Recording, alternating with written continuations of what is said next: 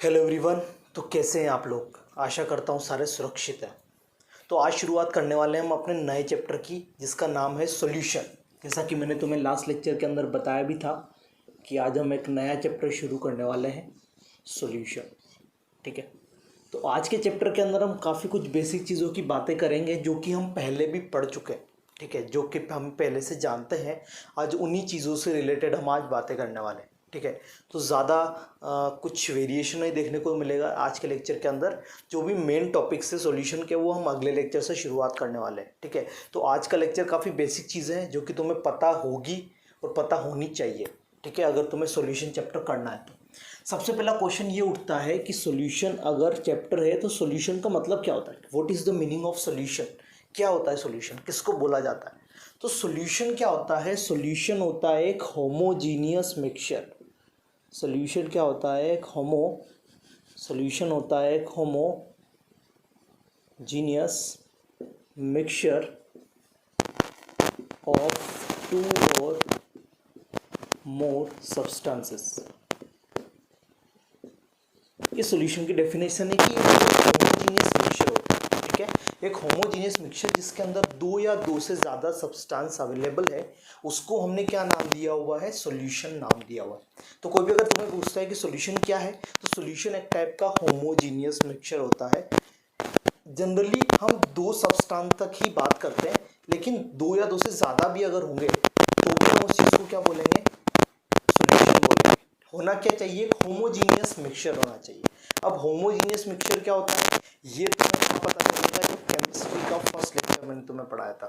ठीक है, तो वहाँ से तुम्हें पता होगा जब मैंने मिक्सचर का बारे में बताया था, मिक्सचर के टाइप्स बताए थे, होमोजीनियस, हेटेरोजीनियस, वहाँ पे तुम्हें ये चीज़ें पता चलती हैं।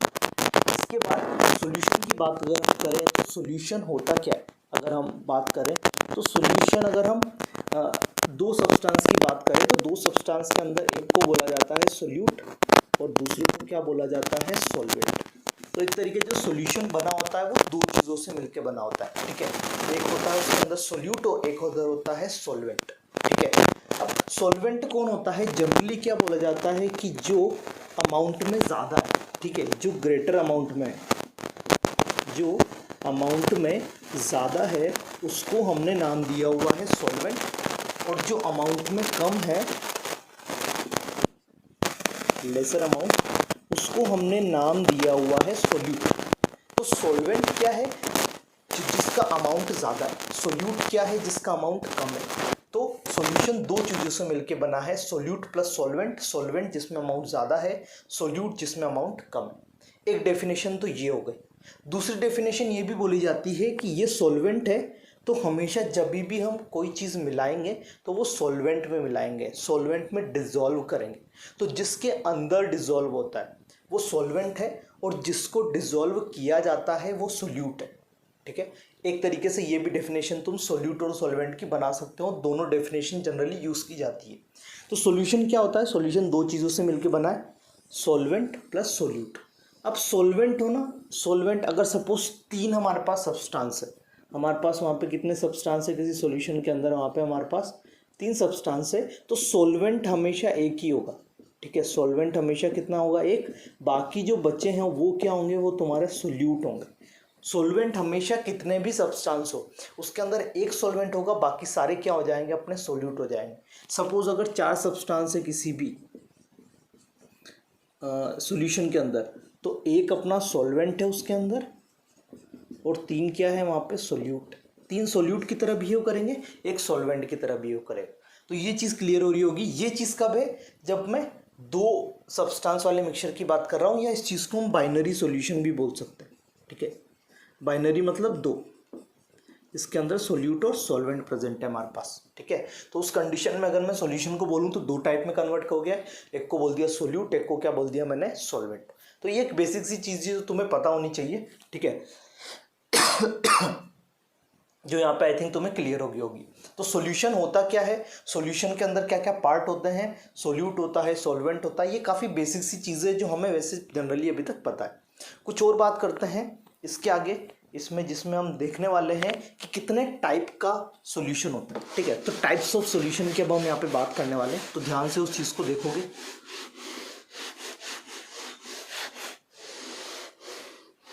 चलो, तो अब शुरुआत करते हैं टाइप्स ऑफ सॉल्यूशन। ठीक है, कितने टाइप का सॉल्यूशन होता है। ठीक है, तो जनरली हम बात करें यहाँ पे दो सब्सटेंस वालों की करेंगे। तो एक तरफ मैं सोल्यूट लिख रहा हूँ और एक तरफ मैं क्या लिख रहा हूँ, सॉल्वेंट लिख रहा हूँ। ठीक है, तो सोल्यूट की अगर मैं बात करूं तो इसको टाइप्स ऑफ सॉल्यूशन को मैं इनकी फिजिकल स्टेट के अकॉर्डिंग मैं यहाँ पे क्या कर रहा हूँ, फिजिकल नेचर के अकॉर्डिंग मैं यहाँ पे इनको डिवाइड कर रहा हूँ या क्लासीफाई कर रहा हूँ। फिजिकल नेचर मतलब गैस, लिक्विड एंड सॉलिड। ठीक है, जीएलसी।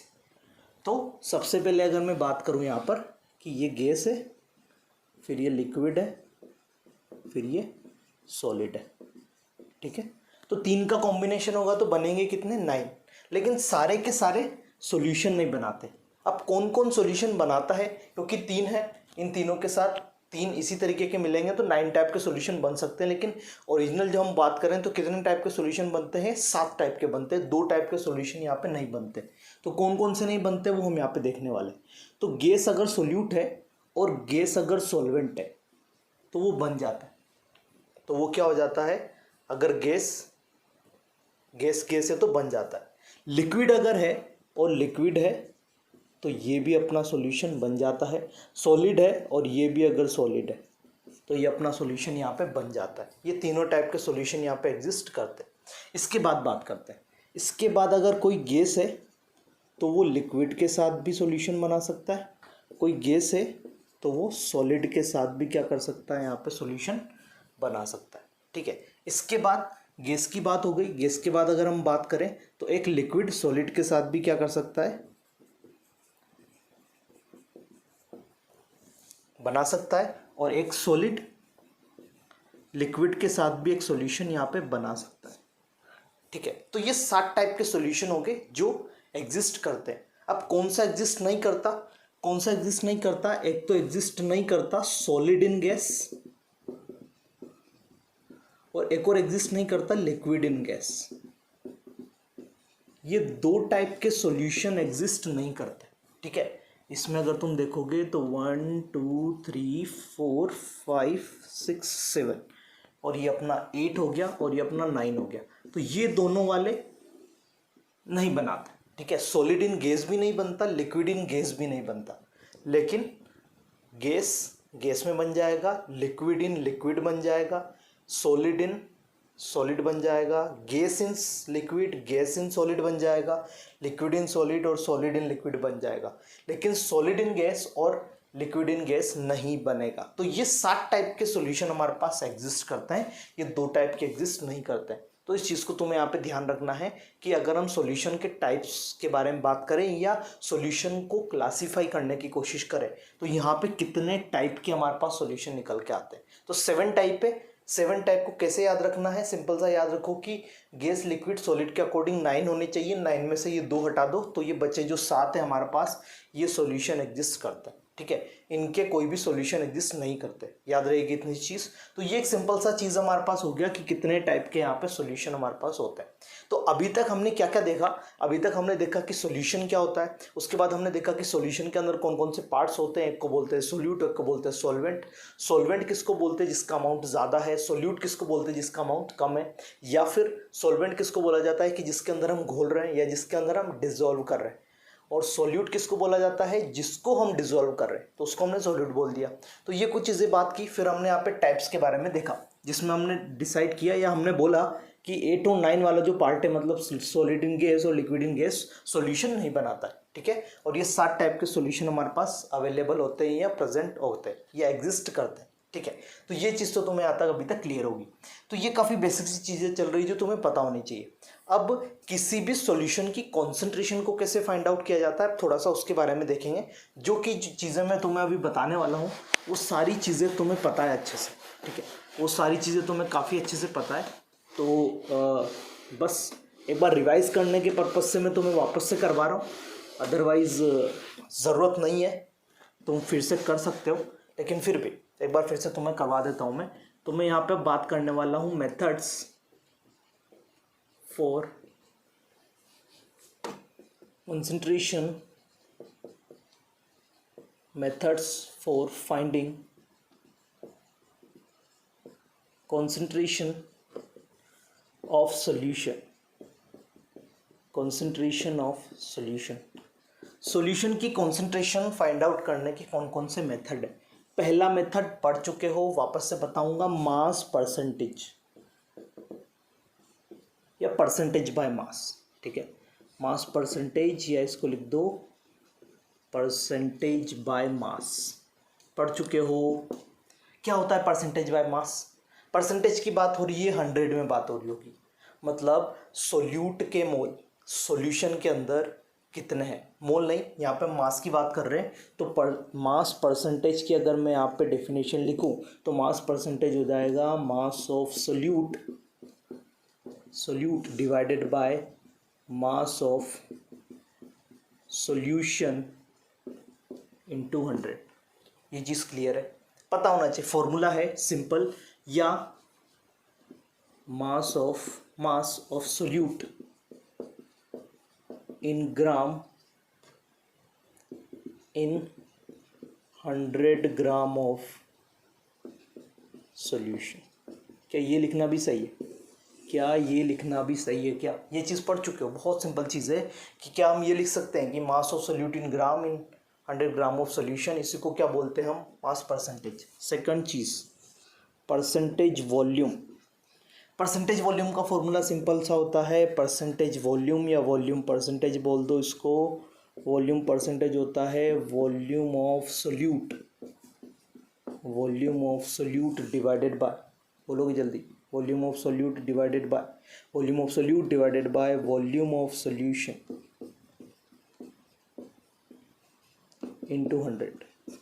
इसका मतलब क्या है कि volume of solute, volume of solute in ml, अगर मैं ऊपर वाले को ml में लूँगा तो नीचे वाले को भी ml में लेना पड़ेगा। तो volume of solute in ml in 100 ml of solution, 100 ml of solution के अंदर सोल्यूट का वॉल्यूम कितना है उसको हमने क्या नाम दिया हुआ है? Simple volume percentage. थर्ड है W/V परसेंटेज। क्या होता है W/V? तो W/V होता है अपने पास, परसेंटेज W/V होता है अपने पास mass of solute, mass of solute divided by volume of solution into 100। I think चीज़ें क्लियर है, बेसिक सी चीज़ें। 3 कॉन्सेंट्रेशन टर्म जो हमने पढ़े हुए थे वहीं से शुरुआत कर रहा हूँ, mass percentage, volume percentage, percentage W/V, पता होना चाहिए। एक बार फिर से रिवाइज करवा रहा हूँ जस्ट। 3 चीज़ें हो गई, इसके बाद 4th चीज़ पे चलते हैं, ठीक है। इसके बाद 4th चीज़ पे चलते हैं जिसके अंदर देखेंगे कि कौन सा और कॉन्सेंट्रेशन टर्म यहाँ पे यूज़ आने वाला है, ठीक है।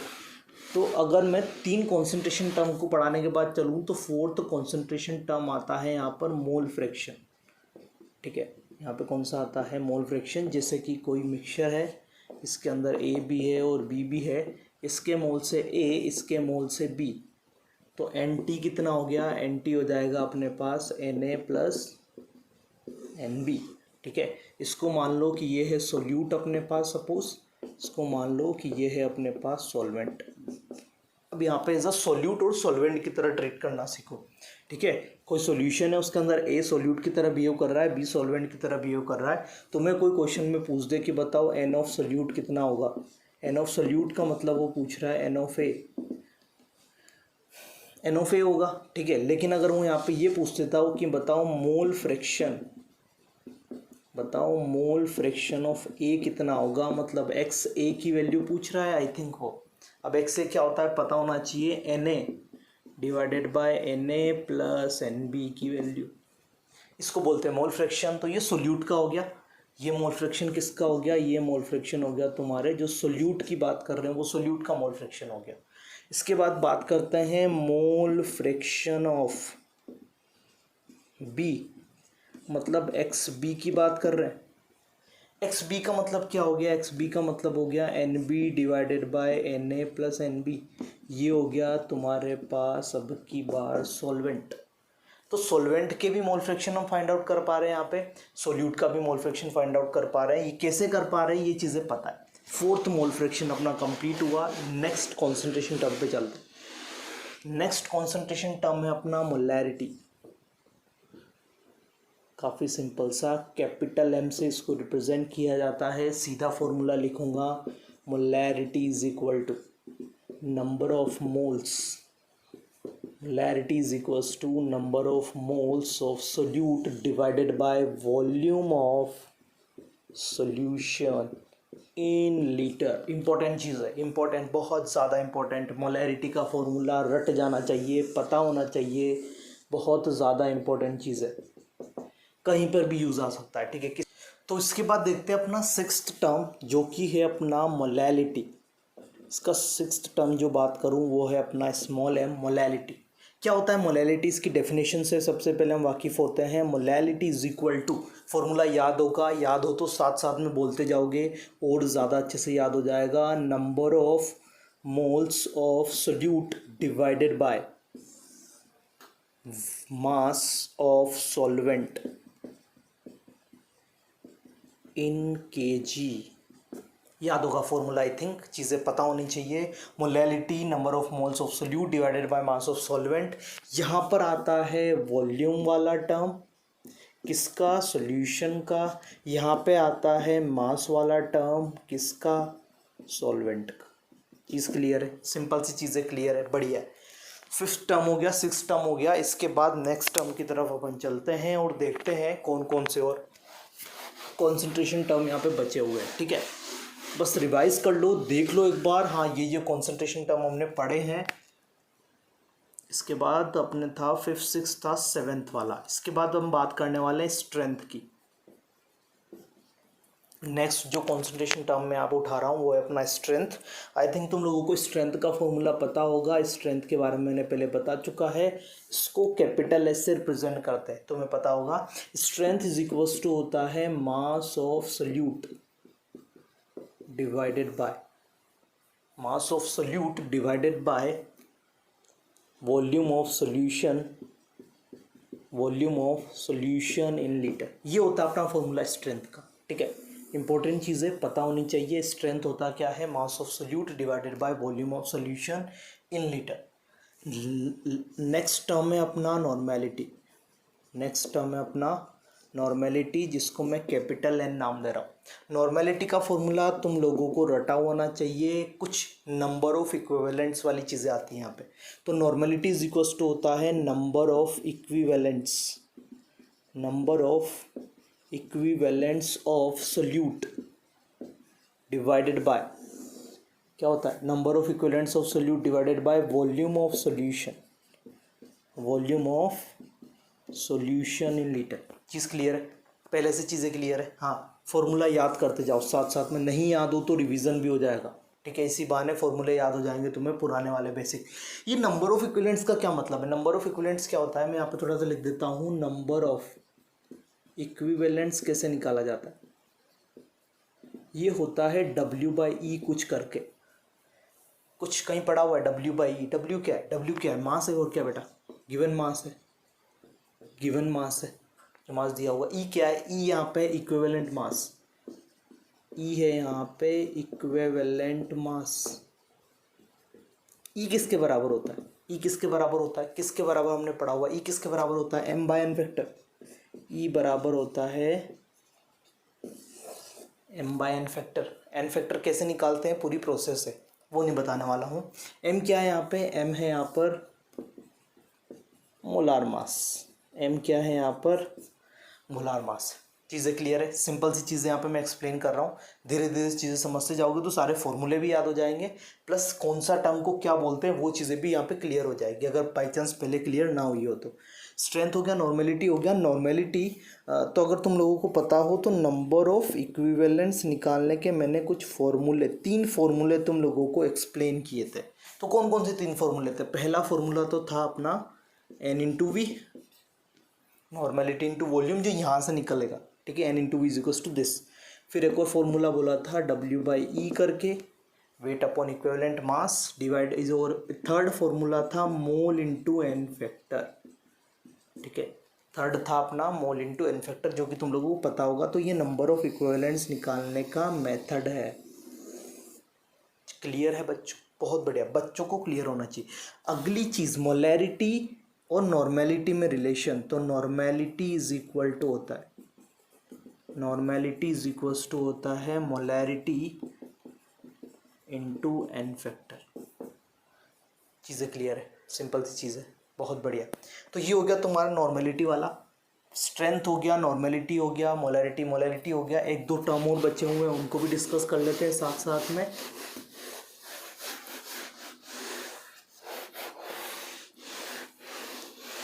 इसके बाद चलते हैं नाइन्थ वाले टर्म की, जिसको बोला जाता है पीपीएम। इसका फुल फॉर्म है पार्ट्स पर मिलियन।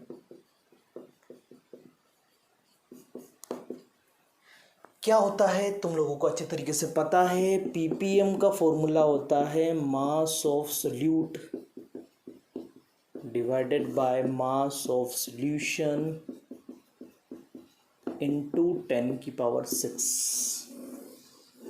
मिलियन में से निकाल रहे हैं, ठीक है। तो 10⁶ हो जाता है, जो जो जो तुम लोगों को अच्छे से पता भी होगा, ठीक है। इसके आगे फिर एक और पीपीबी होता है, जो पार्ट्स पर बिलियन हो जाता है, वहाँ 10⁹ हो जाएगा। इसके अकॉर्डिंग और भी चीज़ें, ठीक है। फिर मैंने कुछ रिलेशंस तुम लोगों को बताया था, जहाँ पे मैंने मोलैलिटी और मोलैरिटी के बीच में रिलेशन को कैसे डिराइव किया था, वो चीज़ तुम लोगों को पता होनी चाहिए। बाकी कुछ और छोटे छोटे रिलेशन स्ट्रेंथ के नॉर्मेलिटी के साथ, स्ट्रेंथ के मोलैलिटी के साथ, कुछ इस तरीके से मैंने रिलेशन वहाँ पे तुम्हें एक्सप्लेन किए हुए, तो वो भी तुम्हें एक बार जाके देख लेना है, ठीक है। ये बस इसी वजह से था कि तुम्हें एक बार अगर कुछ चीज़ें थोड़ी सी पता चलेगी तो एक बार तुम जाके पीछे से वापस उसको रिवाइज करके फिर से आ जाओगे, ठीक है। अब क्वेश्चन की बात करें तो जैसे क्वेश्चन तुमने वहाँ पे किए हैं वैसे ही क्वेश्चन यहाँ पे भी आते हैं कॉन्सेंट्रेशन से रिलेटेड सॉल्यूशन की, ठीक है। तो तुम्हें वो वाले क्वेश्चन अगर अच्छे से तुम्हें आते हैं, अच्छे से तुम कर लेते हो, एक बार रिवाइज करोगे, क्वेश्चन करोगे तो चीज़ें क्लियर हो जाएगी। तो यहाँ पे जो कॉन्सेंट्रेशन वाली चीज़ें सॉल्यूशन की, वो तुम्हारी क्लियर है, वो तुम्हें आराम से यहाँ पर हो जाएगी। अगर वो चीज़ें पहले अच्छे से की हुई है या नहीं की हुई है तो एक बार नोट्स रिवाइज करोगे, क्वेश्चंस करोगे तो आराम से चीज़ें फिर से बन जाएगी। और बन जाएगी तो जब यहाँ पे यूज़ करेंगे तो ये वाली प्रॉब्लम नहीं आनी चाहिए। ये मत बोलना कि सर कॉन्सेंट्रेशन टर्म्स में दिक्कत आ रही, ठीक है। ये मत बोलना कि सर कॉन्सेंट्रेशन टर्म्स के अंदर प्रॉब्लम आ रही, क्योंकि ये चीज़ हम पहले बहुत अच्छे तरीके से पढ़ चुके हैं। बस ये लेक्चर इसीलिए से बनाए क्योंकि बोला तो था लास्ट लेक्चर के अंदर कि हम रिवाइज करना है तुम्हें वो चीज़, लेकिन सारे बच्चे नहीं करेंगे, मुझे पता है, ठीक है। कुछ बच्चों को तो है आदत कि उनको चाहिए लेक्चर के थ्रू वो कर पाएंगे। इसी वजह से फर्स्ट लेक्चर मैंने यही बना दिया ताकि तुम्हारा रिवीजन इसी बहाने हो तो जाएगा। एक बार लेक्चर देखोगे तो कुछ तो चीज़ें तुम्हारी रिकवर होगी और कुछ तो तुम देख पाओगे, ठीक है। तो यहाँ पे मैंने आज के लेक्चर के अंदर तुम्हें सिंपल से कुछ बेसिक फॉर्मूले बताए, सॉल्यूशन के बारे में बताया, टाइप्स ऑफ सॉल्यूशन के बारे में बताया, ठीक है। बाकी क्या मेन चीज़ें सॉल्यूशन चैप्टर के अंदर क्या क्या हम चीज़ें पढ़ने वाले हैं, ये धीरे धीरे करके तुम्हें आगे आने वाले लेक्चर्स के अंदर पता चलती जाएगी, ठीक है। छोटा सा चैप्टर है, ईजी चैप्टर है, बेसिक्स मांगता है तो बेसिक्स को देना पड़ेगा। बेसिक्स आना चाहिए तभी आसानी से क्वेश्चन कर पाओगे, ठीक है। तो बाकी आज के जो भी लेक्चर के नोट्स है वो तुम्हें नहीं मिलने वाले, ठीक है। लेक्चर के नोट्स क्यों नहीं मिल रहे हो? क्योंकि ये सिमिलर चीज़ें तुम पहले भी पढ़ चुके हो, ठीक है। तो ज़रूरत नहीं है, बस अगर एक बार नोट्स की ज़रूरत पड़े भी तो एक बार पीछे वाले नोट्स खोल के देख लेना, तो वहाँ से तुम्हें आसानी से पता लग जाएगा, ठीक है। बाकी मिलते हैं अगले लेक्चर में सॉल्यूशन के, जिसके अंदर काफ़ी कुछ नई बातें करेंगे, कुछ नया सीखेंगे। वहाँ पर कुछ पुरानी चीज़ों के बारे में अब डिस्कस नहीं करेंगे। ये पहला लेक्चर था तो मैंने यहाँ पे कुछ बेसिक चीज़ों जो कि ज़रूरत थी मुझे उसके बारे में रिवाइज करवा दिया। बाकी मिलते हैं नेक्स्ट लेक्चर के अंदर जिसमें हम सॉल्यूशन से रिलेटेड और बातें करेंगे। तब तक के लिए मेरी तरफ से रहेगा, बाय।